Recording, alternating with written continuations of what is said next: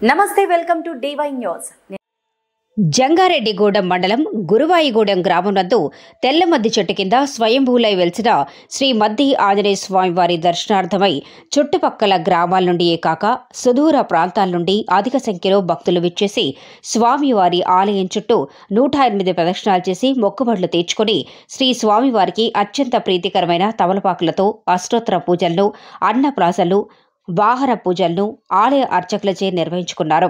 ఈ రోజు శ్రీ స్వామివారి దర్శనార్థం విచ్చేసిన సుమారు 800 మంది భక్తులకు శ్రీ స్వామివారి నిత్యాన్నదాన సత్రం నందు అన్నప్రసాద వితరణ జరపబడింది.